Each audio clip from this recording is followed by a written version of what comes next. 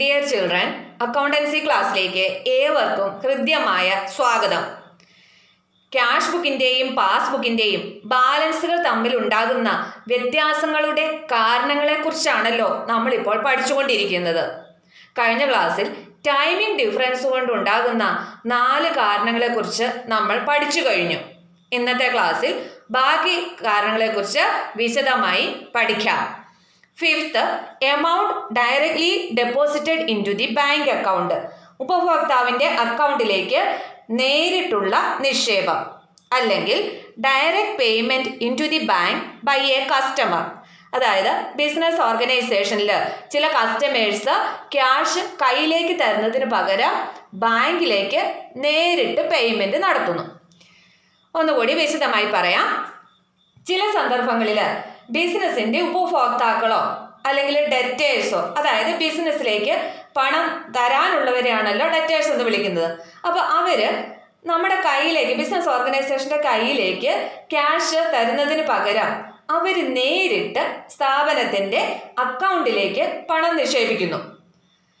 Bank statement വരുമ്പോൾ മാത്രമേ ബിസിനസ്സിന് ഇക്കാര്യം അറിയാൻ സാധിക്കൂ. അതുകൊണ്ട് ഇത്തരം ഇടപാടുകൾ ക്യാഷ് ബുക്കിൽ രേഖപ്പെടുത്തുന്നതിന് സമയവ്യത്യാസം ഉണ്ടാകുന്നു. ഇത് 2 ബാലൻസുകളും തമ്മിലുള്ള വ്യത്യാസത്തിന് കാരണമാകും. നോക്കിക്കേ, ഇത്തരത്തിൽ ഒരു കസ്റ്റമർ അല്ലെങ്കിൽ ഡെറ്ററോ, അതായത് ബിസിനസ് ഓർഗനൈസേഷനിലേക്ക് പണം നൽകാനുള്ള ആള് ബിസിനസ് ഓർഗനൈസേഷൻ്റെ കയ്യിലേക്ക് പണം നൽകുന്നതിന് പകരം നേരിട്ട് എന്ത് ചെയ്യുന്നു? ബാങ്ക് അക്കൗണ്ടിലേക്ക് ഡെപ്പോസിറ്റ് ചെയ്യുന്നു. അതുതന്നെയാണ് direct payment into the bank by a customer എന്നുകൊണ്ട് ഉദ്ദേശിക്കുന്നത്. അപ്പോഴെന്താ സംഭവിക്കുന്നത്? കസ്റ്റമർ ഈ പണം ബാങ്കിലേക്ക് അടയ്ക്കുമ്പോൾ തന്നെ, അതായത് ബാങ്ക് അക്കൗണ്ടിൽ, നമ്മുടെ ബാങ്ക് അക്കൗണ്ടിൽ അത്രയും പണം ക്രെഡിറ്റ് ആയല്ലോ, അപ്പോൾ തന്നെ ബാങ്ക് അതെന്ത് ചെയ്യും? ആ തുക പാസ്ബുക്കിൽ ക്രെഡിറ്റ് ചെയ്യും, അല്ലേ? അതായത് പാസ്ബുക്കിൻ്റെ ബാലൻസ് അത്രയും തുകയ്ക്ക് ഇൻക്രീസ് ചെയ്തിട്ടുണ്ടാവും. ഈ വിവരം ബിസിനസ് ഓർഗനൈസേഷൻ അറിഞ്ഞിട്ടുണ്ടോ? ഇല്ലല്ലോ. കാരണം കസ്റ്റമർ നേരിട്ട് ബാങ്ക് അക്കൗണ്ടിലേക്കാണ് പണം ഡെപ്പോസിറ്റ് ചെയ്തിരിക്കുന്നത്. ഇത് നമ്മൾ അറിഞ്ഞിട്ടില്ല. അറിയാത്തത് കൊണ്ട് നമ്മൾ നമ്മുടെ ക്യാഷ് ബുക്കിൽ എന്ത് ചെയ്തിട്ടില്ല? രേഖപ്പെടുത്തിയിട്ടുമില്ല. ഇനി എപ്പോഴാണ് ഈ വിവരം നമ്മൾ അറിയുന്നത്? അതായത് ബാങ്ക് ഇതിൻ്റെ ഇൻറ്റിമേഷൻ അല്ലെങ്കിൽ സൂചന, അതായത് ബാങ്ക് സ്റ്റേറ്റ്മെൻറ്റ് ബിസിനസ് ഓർഗനൈസേഷന് നൽകുമ്പോൾ മാത്രമാണ് ഈ വിവരം ബിസിനസ് ഓർഗനൈസേഷൻ അറിയുന്നത്. അപ്പോൾ ആ ഒരു ടൈം ഗ്യാപ്പിൽ ക്യാഷ് ബുക്കിൻ്റെ ബാലൻസും പാസ്ബുക്കിൻ്റെ ബാലൻസും തമ്മിൽ ഇങ്ങനെ വ്യത്യാസങ്ങൾ ഉണ്ടാവും. അതായത് പാസ്ബുക്കിൻ്റെ ബാലൻസ് ക്യാഷ് ബുക്കിൻ്റെ ബാലൻസിനേക്കാൾ കൂടിയായിരിക്കും നൽകുന്നത്. ഇനി ആ ഇൻറ്റിമേഷൻ കിട്ടിക്കഴിയുമ്പോഴാണ് എന്ത് ചെയ്യുന്നത്? ബിസിനസ് ഓർഗനൈസേഷൻ അവരുടെ ക്യാഷ് ബുക്കിൽ അത്രയും തുക ഡെബിറ്റ് ചെയ്യുന്നത്. അതായത് ഇത്രയും തുക നമ്മുടെ ബാങ്ക് അക്കൗണ്ടിലേക്ക് റിസീവ് ചെയ്താണല്ലോ, വന്നതാണല്ലോ, അതുകൊണ്ട് എന്താ ചെയ്യുന്നത്? ഡെബിറ്റ് ചെയ്യുന്നത്. പക്ഷേ ആ ഒരു ടൈം ഗ്യാപ്പിൽ നമ്മളിത് അറിയുന്നില്ലല്ലോ, കുറേ നാളത്തേക്കിന്. ആ ഒരു സമയത്തുണ്ടാകുന്ന ഈ വ്യത്യാസം എന്ന് പറയുന്നത് ക്യാഷ് ബുക്കിൻ്റെയും പാസ്ബുക്കിൻ്റെയും ബാലൻസുകൾ തമ്മിലുള്ള വ്യത്യാസത്തിന് കാരണമാകുന്നു. ക്ലിയർ? ഇനി ഈ amount directly deposited into the bank account or direct payment into the bank by a customer എന്ന ഈ ട്രാൻസാക്ഷൻ ബാങ്ക് റിക്കൺസിലിയേഷൻ സ്റ്റേറ്റ്മെൻറ്റ് തയ്യാറാക്കുമ്പോൾ എങ്ങനെ ട്രീറ്റ് ചെയ്യാമെന്ന് നോക്കാം. ബിസിനസ് ഓർഗനൈസേഷനിൽ ചില കസ്റ്റമേഴ്സ് ക്യാഷ് കയ്യിലേക്ക് തരുന്നതിന് പകരം ബാങ്കിലേക്ക് നേരിട്ട് പേയ്മെൻറ്റ് അല്ലെങ്കിൽ ഡെപ്പോസിറ്റ് നടത്തുമെന്ന് പറഞ്ഞല്ലോ. അപ്പോൾ പേയ്മെൻറ്റ് നടത്തുമ്പോൾ തന്നെ ബാങ്ക് അത് പാസ്ബുക്കിൽ റെക്കോർഡ് ചെയ്തിട്ടുണ്ടാവും. അതായത് പാസ്ബുക്കിൻ്റെ ബാലൻസ് അപ്പം തന്നെ എന്ത് ചെയ്തിട്ടുണ്ടാകും? കൂടിയിട്ടുണ്ടാകും, അല്ലേ? അതായത് ക്യാഷ് അക്കൗണ്ടിലേക്ക് വരികയല്ലേ ചെയ്തത്, അപ്പോൾ പാസ്ബുക്കിൻ്റെ ബാലൻസ് എന്ത് ചെയ്യും? കൂടും. പക്ഷേ ക്യാഷ് ബുക്കിൽ ആ വിവരം രേഖപ്പെടുത്തിയിട്ടില്ല. കാരണം എന്താ? ബിസിനസ് ഓർഗനൈസേഷൻ ആ വിവരം അറിഞ്ഞിട്ടില്ല. അതായത് ബാങ്കിൽ നിന്ന് പാസ്ബുക്ക് അല്ലെങ്കിൽ ബാങ്ക് സ്റ്റേറ്റ്മെൻറ്റ് കിട്ടുമ്പോൾ മാത്രമേ നമ്മൾ ഈ വിവരം അറിയുകയുള്ളൂ. അപ്പോൾ മാത്രമേ ക്യാഷ് ബുക്കിൽ നമ്മളത് റെക്കോർഡ് ചെയ്യുകയുമുള്ളൂ. അപ്പോൾ ഈ ഒരു ടൈം ഗ്യാപ്പിൽ പാസ്ബുക്കിലെ ബാലൻസ് എന്ന് പറയുന്നത് ക്യാഷ് ബുക്കിൻ്റെ ബാലൻസിനേക്കാൾ കൂടുതലായിരിക്കും, അല്ലേ? അപ്പോൾ ബാങ്ക് റിക്കൺസിലിയേഷൻ സ്റ്റേറ്റ്മെൻറ്റ് പ്രിപ്പയർ ചെയ്യുമ്പോൾ നമ്മൾ ക്യാഷ് ബുക്ക് വെച്ചിട്ടാണ് സ്റ്റാർട്ട് ചെയ്യുന്നതെങ്കിൽ നമുക്ക് പാസ്ബുക്കിലാണല്ലോ എത്തേണ്ടത്. അപ്പോൾ എന്ത് ചെയ്യണം? ഈ ഡിഫറൻസ് എന്ന ഇത്രയും തുക നമ്മൾ എന്ത് ചെയ്യണം? ആഡ് ബാക്ക് ചെയ്യണം അല്ലേ, ആഡ് ചെയ്യണം. അപ്പോഴാണ് നമുക്ക് ക്യാഷ് ബുക്കിൻ്റെ ബാലൻസും പാസ്ബുക്കിൻ്റെ ബാലൻസും തമ്മിൽ തുല്യമാക്കാൻ പറ്റുകയുള്ളൂ. ഇനി നേരെ മറിച്ച് നമ്മൾ പാസ്ബുക്ക് ബാലൻസിലാണ് സ്റ്റാർട്ട് ചെയ്യുന്നതെങ്കിൽ നമുക്ക് എത്തേണ്ടത് ഏത് ബാലൻസിലാണ്? ക്യാഷ് ബുക്ക് ബാലൻസിലാണ് അല്ലേ. അപ്പോൾ നമ്മൾ എന്ത് ചെയ്യണം? ഈ തുക, ഇത്രയും തുക, ഈ ഡിഫറൻസ് വരുന്ന തുക എന്ത് ചെയ്യണം? ലെസ് ചെയ്യണം. അപ്പോഴാണ് നമുക്ക് ക്യാഷ് ബുക്കിൻ്റെയും പാസ്ബുക്കിൻ്റെയും ബാലൻസുകൾ തമ്മിൽ റിക്കൺസിൽ ചെയ്യിക്കാൻ പറ്റത്തുള്ളൂ. Clear? Next, direct debits made by bank on behalf of customer or interest and expenses charged by bank. ബാങ്കുകൾ തങ്ങളുടെ ഉപഭോക്താക്കൾക്ക് വേണ്ടി പല സേവനങ്ങളും ചെയ്യാറുണ്ട്. അങ്ങനെ ഇത്തരം സേവനങ്ങൾ ചെയ്യുമ്പോൾ നമ്മുടെ കയ്യിൽ നിന്നും ബാങ്കുകാർ അവർ ചെയ്തു തരുന്ന സേവനത്തിന് പകരമായിട്ട് ചാർജ് ഈടാക്കാറുണ്ട്.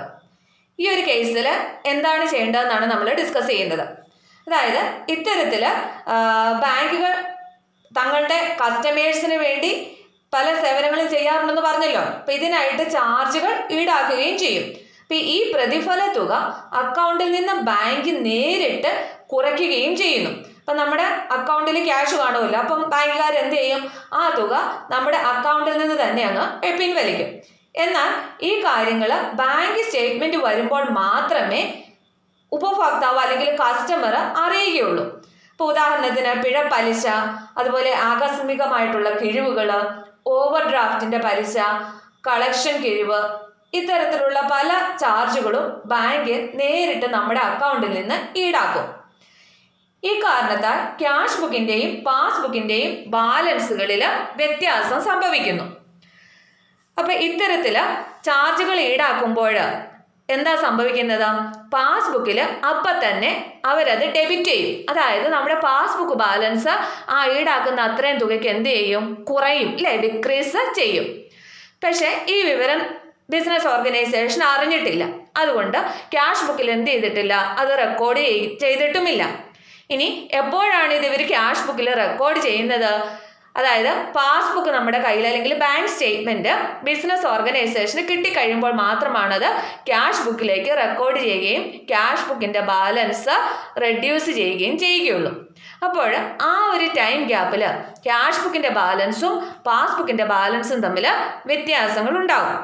അതായത് പാസ്ബുക്കിന്റെ ബാലൻസ് ബാങ്ക് ഈടാക്കുന്ന എത്ര രൂപയാണോ അത്രയും തുകയ്ക്ക് എന്ത് ചെയ്തിട്ടുണ്ടാവും? കുറഞ്ഞിട്ടുണ്ടാവും. പക്ഷേ ക്യാഷ് ബുക്കിൽ അത് റെക്കോർഡ് ചെയ്തിട്ടുണ്ടോ? ഇല്ല. ക്ലിയർ?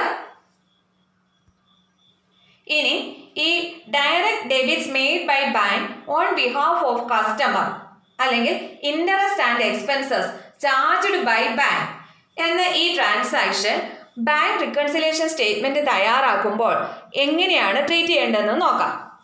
അതായത് നമുക്ക് എന്തെങ്കിലും ലോണോ ഒക്കെ ഉണ്ടെങ്കിൽ ബാങ്ക് നമ്മുടെ കയ്യിൽ നിന്ന് ഇൻട്രസ്റ്റ് പിടിക്കും. അതുപോലെ തന്നെ നമ്മുടെ ചില ട്രാൻസാക്ഷൻസിന് ബാങ്ക് ചാർജ് ഈടാക്കും. ഇൻട്രസ്റ്റും ചാർജും ഒക്കെ പിടിക്കുമ്പോൾ ബാങ്ക് അക്കൗണ്ട് എന്ത് ചെയ്യും?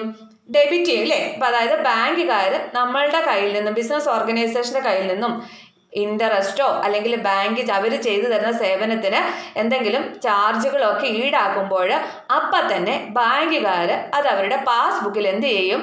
ഡെബിറ്റ് ചെയ്യും. അതായത് പാസ്ബുക്കിന്റെ ബാലൻസ് അത്രയും തുകയ്ക്ക് എന്ത് ചെയ്യും? കുറഞ്ഞിട്ടുണ്ടാകും, ഡിക്രീസ് ചെയ്യും അല്ലേ. പക്ഷേ ഈ പാസ്ബുക്ക് ബിസിനസ് ഓർഗനൈസേഷന്റെ കയ്യിൽ കിട്ടുമ്പോൾ മാത്രമേ ആ വിവരം എവിടെ രേഖപ്പെടുത്തുകയുള്ളൂ? ക്യാഷ് ബുക്കിൽ രേഖപ്പെടുത്തുകയുള്ളൂ. അപ്പോൾ ആ ഒരു ടൈം ഗ്യാപ്പിൽ പാസ്ബുക്കിലെ ബാലൻസ് ക്യാഷ് ബുക്കിലെ ബാലൻസിനേക്കാൾ കുറവായിരിക്കും അല്ലേ. അപ്പോൾ ബാങ്ക് റിക്കൺസിലേഷൻ സ്റ്റേറ്റ്മെന്റ് പ്രിപ്പയർ ചെയ്യുമ്പോൾ ഇൻട്രസ്റ്റോ ബാങ്ക് ചാർജസോ ഈടാക്കിയിട്ടുണ്ടെങ്കിൽ നമ്മൾ ക്യാഷ് ബുക്ക് വെച്ചിട്ടാണ് സ്റ്റാർട്ട് ചെയ്യുന്നതെങ്കിൽ, അതായത് നമുക്ക് പാസ്ബുക്കിന്റെ ബാലൻസിലാണല്ലോ എത്തേണ്ടത്. അപ്പോൾ ഈ ഡിഫറൻസ് വന്നിരിക്കുന്ന അത്രയും തുക നമ്മൾ എന്ത് ചെയ്യണം? പാസ്ബുക്കിന്റെ ബാലൻസിലാണ് എത്തേണ്ടത്. അപ്പോൾ അത്രയും തുക എന്ത് ചെയ്യണം? ഡിഡക്റ്റ് ചെയ്യണം. അപ്പോഴാണ് ക്യാഷ് ബുക്കിന്റെയും ബാലൻസിന്റെയും ബാലൻസുകൾ തമ്മിൽ തുല്യമാവുകയുള്ളൂ. ഇനി നമ്മൾ പാസ്ബുക്ക് വെച്ചിട്ടാണ് സ്റ്റാർട്ട് ചെയ്യുന്നതെന്ന് വിചാരിക്കുക. ഈ പാസ്ബുക്ക് ബാലൻസ് വെച്ചിട്ടാണ് സ്റ്റാർട്ട് ചെയ്യുന്നതെങ്കിൽ നമുക്ക് എത്തേണ്ടത് എവിടെയാണ്? ക്യാഷ് ബുക്കിന്റെ ബാലൻസിലാണ് അല്ലേ. അങ്ങനെയാണെങ്കിൽ എന്ത് ചെയ്യണം? ഇത്രയും തുക, ഈ ഡിഫറൻസ് വരുന്ന ഇത്രയും തുക നമുക്ക് ക്യാഷ് ബുക്കിൻ്റെ ബാലൻസിൽ എത്തണം. അപ്പോൾ അത്രയും തുക നമ്മൾ എന്ത് ചെയ്യണം? ആഡ് ചെയ്യണം. അപ്പോഴാണല്ലോ ക്യാഷ് ബുക്ക് ബാലൻസും പാസ്ബുക്ക് ബാലൻസും തമ്മിൽ റിക്കൺസിൽ ആകുന്നത്.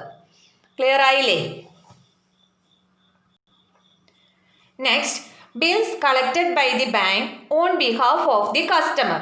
അതായത് ബാങ്ക് അവരുടെ കസ്റ്റമറിന് വേണ്ടി, അതായത് ബിസിനസ് ഓർഗനൈസേഷന് വേണ്ടിയിട്ട് ബില്ലുകളും മറ്റും കളക്ട് ചെയ്തിട്ടുണ്ടെങ്കിൽ, അതായത് ഞാനൊരു ബിസിനസ് ഓർഗനൈസേഷൻ ആണെന്ന് വിചാരിക്കാം. ഞാൻ എൻ്റെ കസ്റ്റമറിന് കുറച്ച് ഗുഡ്സ് വിറ്റു, അതോടൊപ്പം തന്നെ ഞാൻ അവർക്കൊരു ബില്ലും കൊടുത്തു. അതായത് ഈ ഗുഡ്സിൻ്റെ വില ഇത്രയാണ്, അതുകൊണ്ട് ഇത്ര രൂപ എനിക്ക് പേയ്മെൻറ്റ് തരണം എന്ന് പറഞ്ഞിട്ട്. അപ്പോൾ ഈ ബില്ലിലുള്ള എമൗണ്ട് കസ്റ്റമർ എനിക്ക് പേ ചെയ്യണ്ടേ? ചില സിറ്റുവേഷനിൽ കസ്റ്റമറിന് ബില്ല് കൊടുക്കുന്നതിന് പകരം ഞാൻ എൻ്റെ ബാങ്കിൽ ഈ ബില്ലൊക്കെ ഏൽപ്പിക്കും. അപ്പോൾ കസ്റ്റമർ നേരിട്ട് ബാങ്കിലേക്കായിരിക്കും പേയ്മെൻറ്റ് നടത്തുന്നത്. ബില്ല് ബാങ്കിനെ ഏൽപ്പിക്കുന്ന ആ പ്രോസസ്സിന് പറയുന്ന പേരാണ് bills send to bank for collection എന്ന്. അപ്പോൾ എമൗണ്ട് കളക്ട് ചെയ്യുന്ന ആ ജോലി ബാങ്ക് ഏറ്റെടുത്തു. കസ്റ്റമർ ഈ പേയ്മെൻറ്റ് നടത്തുമ്പോൾ ബാങ്കിലെ ബാലൻസ് കൂടും. അപ്പോൾ തന്നെ ബാങ്ക് അത് പാസ്ബുക്കിൽ എന്ത് ചെയ്യും? റെക്കോർഡ് ചെയ്യും. അതായത് കസ്റ്റമർ ബാങ്കിൽ പണം അടയ്ക്കുമ്പോൾ തന്നെ ബാങ്ക് അത്രയും തുക അക്കൗണ്ടിലേക്ക്, നമ്മുടെ അക്കൗണ്ടിലേക്ക് ക്രെഡിറ്റ് ചെയ്യും. അതായത് പാസ്ബുക്കിൻ്റെ ബാലൻസ് ഇൻക്രീസ് ചെയ്യും. പക്ഷേ ഈ വിവരം ബിസിനസ് ഓർഗനൈസേഷൻ അറിയുന്നില്ലല്ലോ. അപ്പോൾ ക്യാഷ് ബുക്കിൽ ആ തുക വന്നിട്ടുണ്ടാകില്ല. ആ ഒരു ടൈം ഗ്യാപ്പിൽ ക്യാഷ് ബുക്കിൻ്റെ ബാലൻസും പാസ്ബുക്കിൻ്റെ ബാലൻസും തമ്മിൽ വ്യത്യാസം വരും. അതായത് ക്യാഷ് ബുക്കിൻ്റെ ബാലൻസിനേക്കാൾ കൂടുതലായിരിക്കും പാസ്ബുക്കിൻ്റെ ബാലൻസ്. ഇനി എപ്പോഴാണ് ക്യാഷ് ബുക്കിൽ ഇത് റെക്കോർഡ് ചെയ്യുന്നത്? അതായത് ബാങ്കിൻ്റെ ഭാഗത്തു നിന്നുള്ള ഇൻറ്റിമേഷൻ, അതായത് ബാങ്ക് സ്റ്റേറ്റ്മെൻറ്റ് ബിസിനസ് ഓർഗനൈസേഷന് ലഭിക്കുമ്പോൾ മാത്രമാണ് ബിസിനസ് തൻ്റെ ക്യാഷ് ബുക്കിൽ അത്രയും തുക ഡെബിറ്റ് ചെയ്യുകയുള്ളൂ. അതായത് അത്രയും തുക നമ്മുടെ അക്കൗണ്ടിലേക്ക് വന്നതാണല്ലോ. പക്ഷേ ആ പാസ്ബുക്ക് നമ്മുടെ കയ്യിൽ കിട്ടുമ്പോൾ മാത്രമാണ് നമ്മളത് ക്യാഷ് ബുക്കിൽ റെക്കോർഡ് ചെയ്യുകയുള്ളൂ. അപ്പം അതുകൊണ്ടാണ് ക്യാഷ് ബുക്ക് ബാലൻസും പാസ്ബുക്ക് ബാലൻസും തമ്മിൽ ഇത്തരത്തിലൊരു വ്യത്യാസം വരാനായിട്ട് കാരണം. ഇനി ഈ ഒരു ട്രാൻസാക്ഷൻ, അതായത് bills collected by the bank on behalf of the customer എന്നീ ട്രാൻസാക്ഷൻ ബാങ്ക് റിക്കൺസിലിയേഷൻ സ്റ്റേറ്റ്മെൻറ്റ് തയ്യാറാക്കുമ്പോൾ എങ്ങനെയാണ് ട്രീറ്റ് ചെയ്യേണ്ടതെന്ന് നോക്കാം. അതായത് കസ്റ്റമർ ഈ പേയ്മെൻറ്റ് ബാങ്കിലേക്ക് നടത്തുമ്പോൾ അപ്പോൾ എന്ത് സംഭവിക്കും?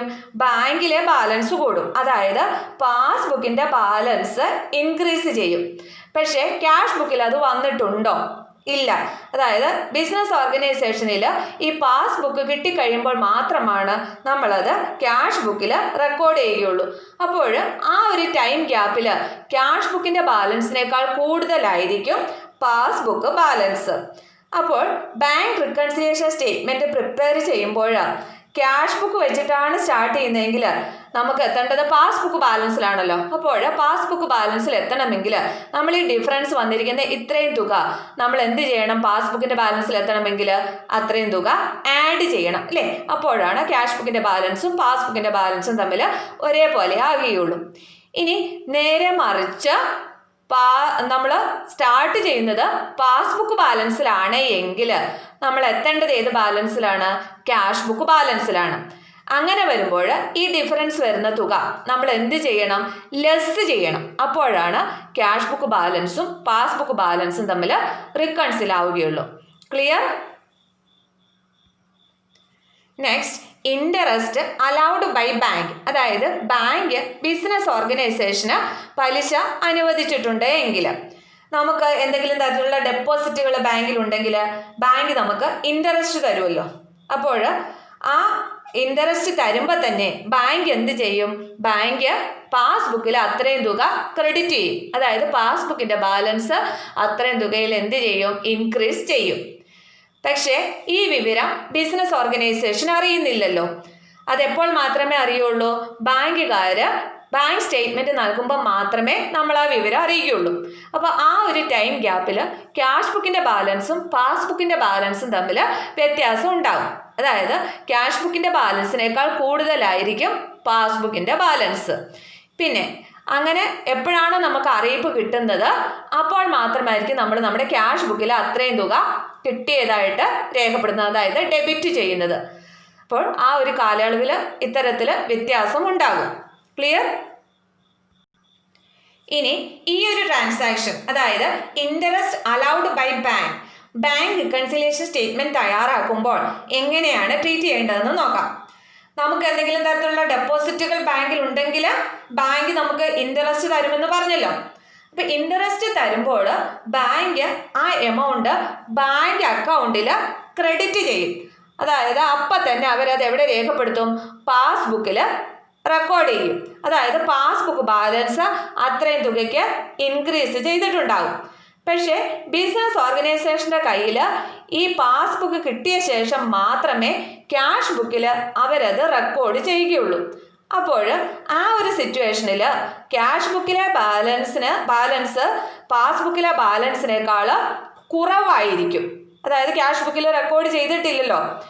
അപ്പോൾ നമ്മൾ ബാങ്ക് റിക്കൺസിലിയേഷൻ സ്റ്റേറ്റ്മെൻറ്റ് പ്രിപ്പയർ ചെയ്യുമ്പോൾ നമ്മൾ ക്യാഷ് ബുക്ക് വെച്ചിട്ടാണ് സ്റ്റാർട്ട് ചെയ്യുന്നതെങ്കിൽ നമുക്ക് പാസ്ബുക്ക് ബാലൻസിലാണല്ലോ എത്തേണ്ടത്.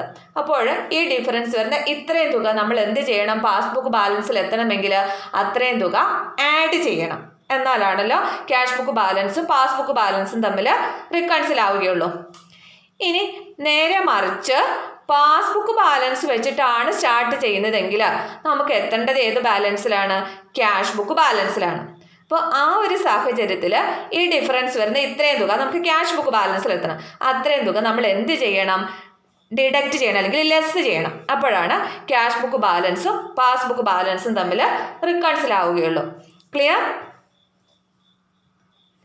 Next, dishonour of A bill discounted with the bank. ഞാനൊരു ബിസിനസ് ഓർഗനൈസേഷൻ ആണെന്ന് വിചാരിക്കുക. ഞാൻ എൻ്റെ ഒരു കസ്റ്റമറിന് കുറച്ച് ഗുഡ്സ് വിറ്റു. അപ്പോൾ കസ്റ്റമർ എനിക്ക് ക്യാഷ് തരണമല്ലോ. പക്ഷേ കസ്റ്റമറിൻ്റെ കയ്യിൽ ക്യാഷ് ഇല്ല അപ്പോൾ തരാനായിട്ട്. അപ്പോൾ ഞാനൊരു ബില്ല് കൊടുത്തു കസ്റ്റമറിൻ്റെ കയ്യിലേക്ക്. അതായത് 2-3 മാസത്തിന് ശേഷം പേയ്മെൻറ്റ് നടത്തണം എന്ന് പറഞ്ഞിട്ട്.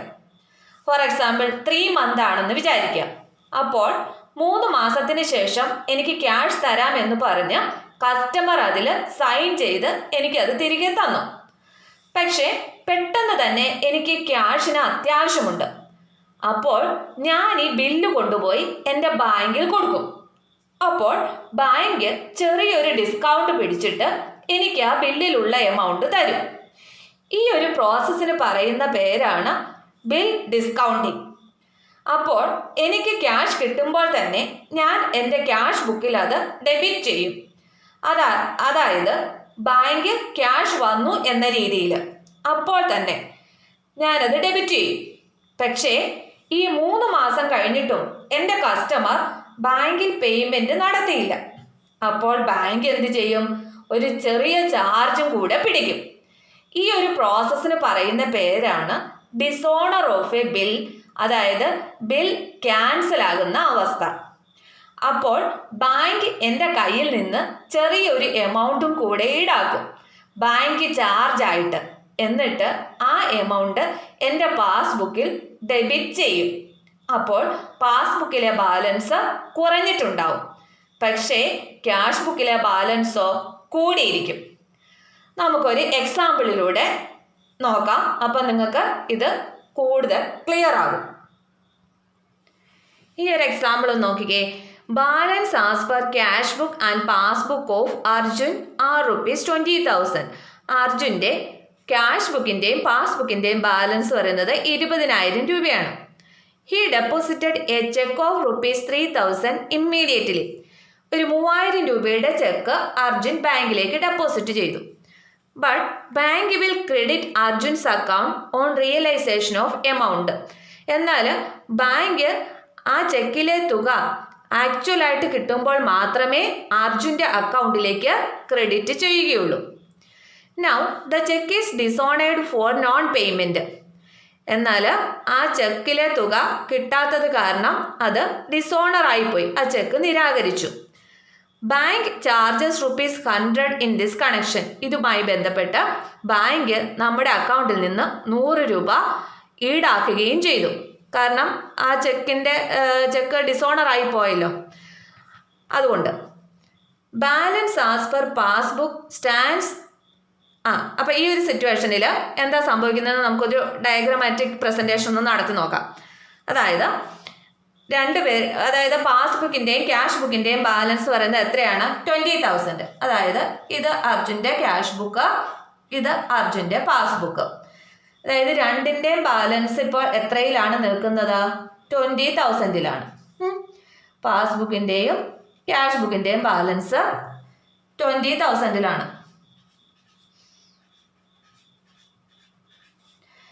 ഇനി he deposited a cheque of ₹3,000 immediately. അപ്പോൾ ഈ അർജുന് കിട്ടിയ ചെക്കാണ്. ആ ചെക്ക് ബാങ്കിലേക്ക് എന്ത് ചെയ്യുന്നു? ഡെപ്പോസിറ്റ് ചെയ്യുന്നു. അപ്പം ഡെപ്പോസിറ്റ് ചെയ്യുമ്പോൾ തന്നെ അർജുൻ അത് എന്ത് ചെയ്യുന്നു? അതായത് ആ ചെക്കിലെ പൈസ അർജുന് കിട്ടാനുള്ളതാണല്ലോ. അപ്പം തന്നെ അർജുൻ അത് എന്ത് ചെയ്യും? ക്യാഷ് ബുക്കിലേക്ക് റെക്കോർഡ് ചെയ്യും. അപ്പോൾ 3,000 വന്നതായിട്ട്, അതായത് ക്യാഷ് ബുക്കിൻ്റെ ബാലൻസ് അപ്പോൾ എത്രയാകും? 23,000 ആയിട്ട് വരും. അതായത് ഒരു 3,000 രൂപയും കൂടി എന്ത് ചെയ്യുന്നു? അവിടെ കൂടി, അതായത് ചെക്കിലെ എമൗണ്ടും കൂടി എന്ത് ചെയ്യുന്നു? ക്യാഷ് ബുക്കിലേക്ക് അപ്പം തന്നെ രേഖപ്പെടുത്തുന്നു. അപ്പം ക്യാഷ് ബുക്കിൻ്റെ ബാലൻസ് ഇപ്പോൾ എത്രയിലായി? 23,000-ലായി. പക്ഷേ ബാങ്ക് എപ്പോൾ മാത്രമാണ് ഈ തുക നമ്മുടെ പാസ്ബുക്കിലേക്ക് ക്രെഡിറ്റ് ചെയ്യുകയുള്ളൂ? ആ ചെക്കിലെ പണം ബാങ്ക് അക്കൗണ്ടിലേക്ക് വരുമ്പോൾ മാത്രമാണ് ആ തുക ബാങ്ക് പാസ്ബുക്കിൽ രേഖപ്പെടുത്തുകയുള്ളൂ. കണ്ടോ? അപ്പോൾ ഇത് നമ്മൾ ഡിഫറൻസിൽ നിൽക്കുകയാണ്. പക്ഷേ നിർഭാഗ്യവശാൽ എന്ത് സംഭവിക്കുന്നു?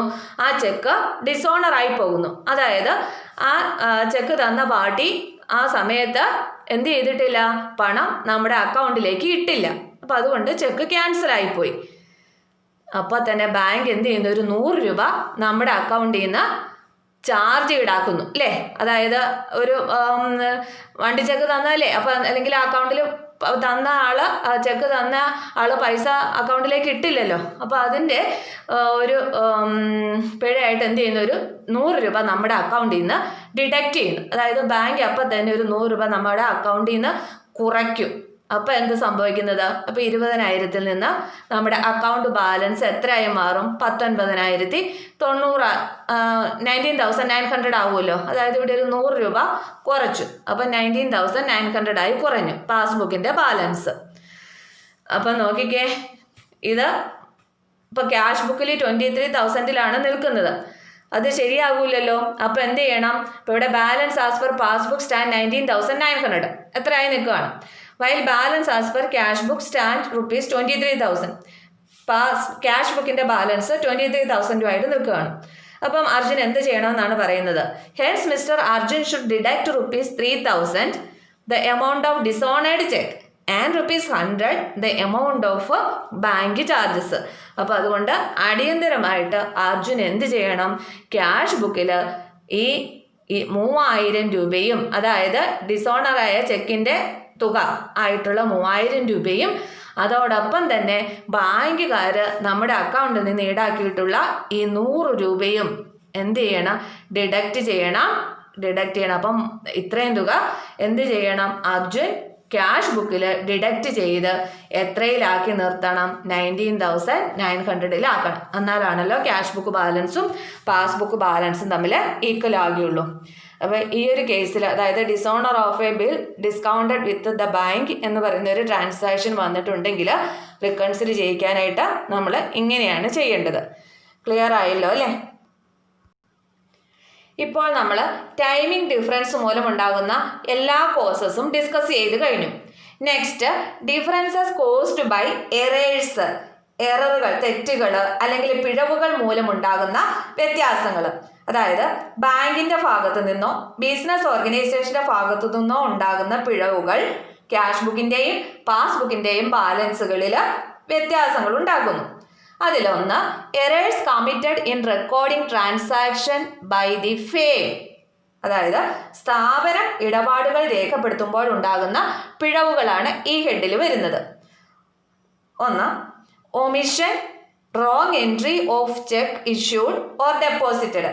അതായത് ബാങ്കുകളുമായി ബന്ധപ്പെട്ടുണ്ടാകുന്ന ഇടപാടുകൾ, ഉദാഹരണമായിട്ട് ചെക്ക് നിക്ഷേപിക്കുക, ചെക്ക് നൽകുക മുതലായവ രേഖപ്പെടുത്തുമ്പോൾ ഉണ്ടാകുന്ന പിഴവുകൾ.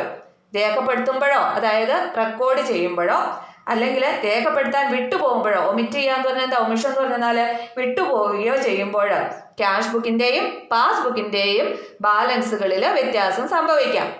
ഇനി അതല്ല എങ്കിൽ ടോട്ടൽ ചെയ്യുന്ന സമയത്ത് പിഴവുകൾ സംഭവിച്ചെന്നാൽ റോങ് ടോട്ടലിങ്.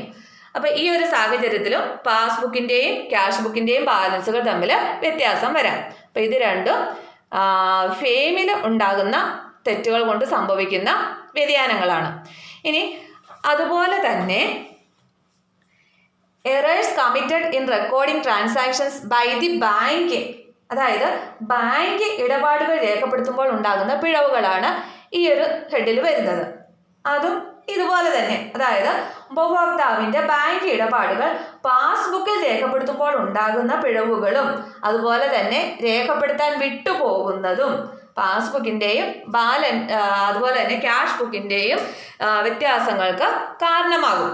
അതായത് നമ്മൾ തെറ്റായി രേഖപ്പെടുത്തിയാലും പാസ്ബുക്കിൽ നമ്മളല്ല ബാങ്ക് ചെയ്യുമ്പോൾ, അതായത് ബാങ്കിൻ്റെ പാസ്ബുക്കിൽ റോങ് ആയിട്ട് എൻട്രി കൊടുത്താലോ അല്ലെങ്കിൽ രേഖപ്പെടുത്താൻ വിട്ടുപോവുകയോ ചെയ്തെന്നാൽ, ഒരു ചെക്ക് ഇഷ്യൂ ചെയ്യുമ്പോഴോ ഡെപ്പോസിറ്റ് ചെയ്യുമ്പോഴോ ഒക്കെ, അതുപോലെ അത് ടോട്ടൽ ചെയ്യുന്ന സമയത്ത് എന്തെങ്കിലും പിഴവുകൾ സംഭവിച്ചെന്നാലോ ഇതുപോലെ ക്യാഷ് ബുക്കിൻ്റെയും പാസ്ബുക്കിൻ്റെയും ബാലൻസുകൾ തമ്മിൽ വ്യത്യാസം വരും. ഇപ്പോൾ നമ്മൾ causes of differences between cash book and passbook എന്ന ഒരു ടോപ്പിക് പൂർണ്ണമായും ഡിസ്കസ് ചെയ്തു കഴിഞ്ഞു. അപ്പോൾ ഇന്നത്തെ ക്ലാസ്സിൽ ഇത്രയും മതി. എല്ലാവർക്കും മനസ്സിലായി കാണുമെന്ന് വിചാരിക്കുന്നു. അപ്പം അടുത്ത ക്ലാസ്സിൽ വീണ്ടും കാണുന്നത് വരെ ബൈ.